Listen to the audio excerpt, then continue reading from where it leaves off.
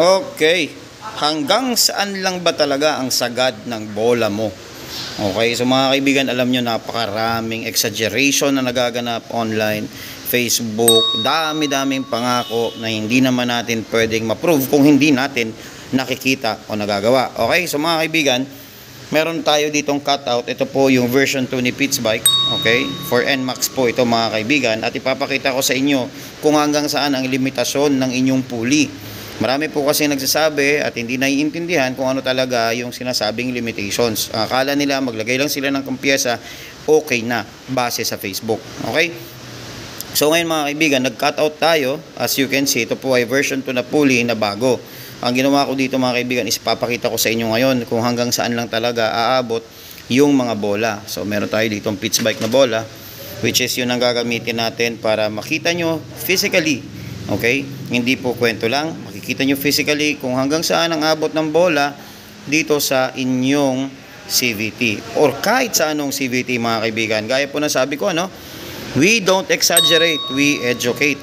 Yan po ang ating layunin sa Pitts Bike, kaya nagkakaroon tayo ng mga ganitong contents. At the same time, ina-explain po natin yung realidad sa customer para mas lalo po silang may maunawaan. Okay, so as you can see, tinabas natin at tinignan natin yung mismong pyesa ng Pitts Bike. So yung bushing, as you can see, ang gamit po kasi ni Pitts Bike ay bronze. Okay, so ito po ay special bronze na kaya i-withstand ang init ng inyong CVT. Okay, uminit po yan kasi meron po yan ditong friction na nagaganap kapag ka po meron pong nakalagay na belt. Okay, so mga kaibigan, ayan, tignan natin na maigi ngayon kung paano natin ito hihimayin at iintindihin. So meron tayong bola at ito pa pala mga kaibigan, syempre tinabas natin pati mismo yung backplate para mas maintindihan nyo yung proseso kung paano yung bola pumuposisyon kapag ka po naka full open ang inyong CVT. Okay, so mga kaibigan, ayan, as you can see, kapag ka po ito ay may bola na, makikita nyo tong rampa na to, nandyan po yun nakaposisyon.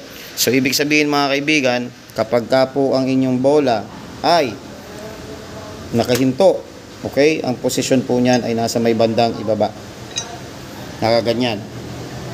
So ibig sabihin mga kaibigan, yan po yung halt position or yung stop position ng inyong bola. So ngayon kapag ka po yan umandar, okay, kapag ka po yan umandar, ang nangyayari po niyan is umaakyat po banda dito yung bola. Okay, dyan po sa may banda na yan. So pag umakyat po dyan ang bola, ibig sabihin po ito po ay nakatulak dahil kinokontra po ng backplate yung mismong bola. Okay, so yan po yung mga dapat natin maunawaan kung paano po nagpa-function ang CVT nyo. So ibig sabihin, itong mga parte na to kung saan ito po ay extended, dyan po ninyo malalaman kung bakit mayroong mga nagkakalkal. Pero ang tanong, how effective ba yung kalkal na sinasabi? Okay, so mga kaibigan, shoutout doon sa mga magagaling magkalkal. Sobrang amazed ako doon sa mga nagkakalkal talaga na sobrang linis. Yung hindi lang grinder dito sa may bandang ibabaw na magkaroon lang ng parang kanal na yun na daw ay nagpapalakas. Hindi po ganun yun mga kaibigan. Sukatin nyo. Alam nyo, ina-advise ko sa lahat, pag may narinig kayo sa social media, sa Facebook, prove them wrong. Okay? Patunayan nila. Gawin nyo. Testingin nyo, check nyo. Para kayo mismo ang makakaalam kung ano talaga yung tama at ano talaga yung mali. Okay? So ngayon mga kaibigan, kapag po ito ay nasa full na open position or let's say nakatulak, okay, nakadikit yung drive face dito sa pulley, ang nangyayari po niyan is ito din po yung hangganan, yung baba na yan. Kumbaga, imagine niyo po, itong mismong yero na to, ito po yung drive face. Isasagad po natin yan dito, itutulak. Yan, ganyan ha. Isasagad po natin yan. Yan. So, ibig sabihin po, wala nang ibang patutunguhan yung pulley dahil yan na po ang sagad niya. Ito na po yung pinakalabi ng drive face. Tatama na po yun dito.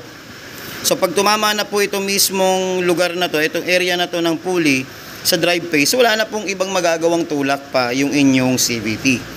Okay, kaya po yung iba, ito po ay binabawasan para madagdagan pa yung tulak. Pero ito po, dito po sa mismong sitwasyon na to ng Pitts Bike pulley, makikita po natin, yan na po yung sagad na tulak ng pulley pabangga sa drive face. Ang mangyayari dyan mga kaibigan, pag nilagay natin yung bola, Ganyan. Tapos, itong ating modified cut na nilagari lang natin.